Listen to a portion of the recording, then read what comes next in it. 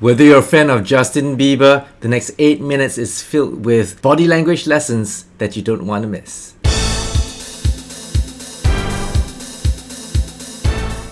On 15 February 2020, Zane Lowe interviewed Justin Bieber in what I would describe as a very awkward interview for Justin Bieber.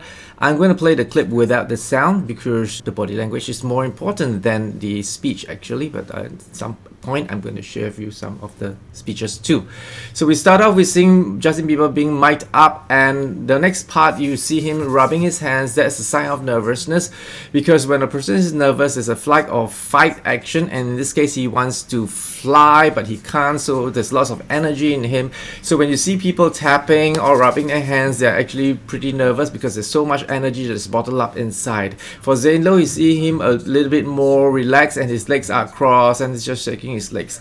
Throughout, you see Justin Bieber doing this unnecessary touching, crouching downwards, folding his arms. This is a sign of being defensive. Well, you see Zane Lowe putting his arms at the back. He's just totally in control. So Justin Bieber, you see him, a lot of the clips you see him folding his arms, crouching downwards, his chin being supported by his hand, and you see he hardly maintain or have any eye contact with the interviewer. Okay, cheers. So what does that mean? Oh, join me. Okay, so when you see Justin Bieber crouching, he's in a very defensive mode because all the vital organs are in front. So it's very natural for someone to fold his arms when they feel intimidated or in a very vulnerable position.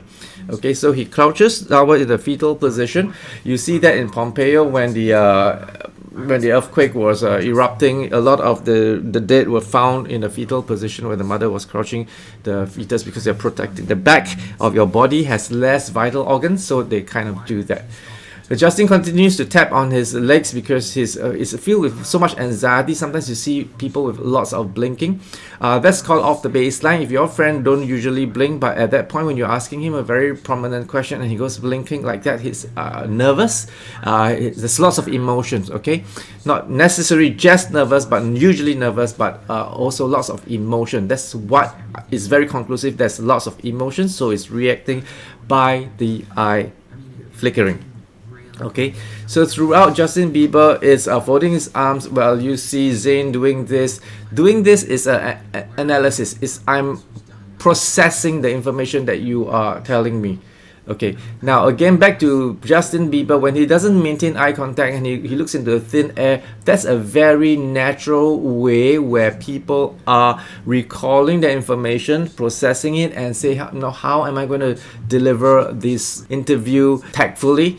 The context is that his current wife is behind the camera watching him throughout, so that makes him even more nervous. And if you Google a little bit, he has a disease that he's fighting. It's Lyme disease, which is actually, I think, is based on unhygienic behavior, where he has ticks, and he has mononucleosis, which is like a sexually transmitted disease. So when you're wondering, earlier on, a few years back, he had pimples all over his face.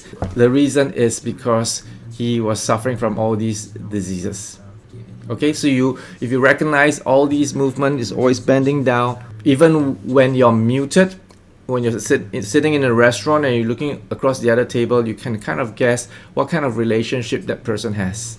That the two of you have found, a really important bond, and that this marriage has been a hugely important development in your life. It's been a really big reason why I'm coming back and I'm successful at this. I think she is definitely the reason. She's the person that I'm learning. Okay, so what I wanted you to hear is the very monotonous voice that goes as low as you can. Because a moment ago you heard my voice being a bit higher, because when you're excited, your voice box contracts and your voice goes a bit higher. So when you're very excited, you talk like that. And if you are more calm and more cool, or even sedated or being nonchalant, you kind of speak in this tone of voice. So people that are more depressed and sad, they talk in this kind of slow, low voice. Both of you to some degree knew it was right, but you were both had to go in your own way. Honest with her, it was like, I'm not in a place to, be faithful and all this sort of stuff that I wanted to be, I was not in a place to be faithful. Maybe that's how he got that mononucleosis thing. This stuff. So dive in my faith, to be honest. Okay, so now he talks about his Christian faith. I believed in Jesus, but I never really When he started talking about his faith, you saw his defensive position has diminished, and now he opens his hands and is being more open because now he talks about his faith. I had faith about I believe Jesus died on the cross for me, but I never really implemented it into my life. I never was I'm gonna. But in the moment when Zane asked him about the mother, I wasn't doing a lot of you stuff. see what happens.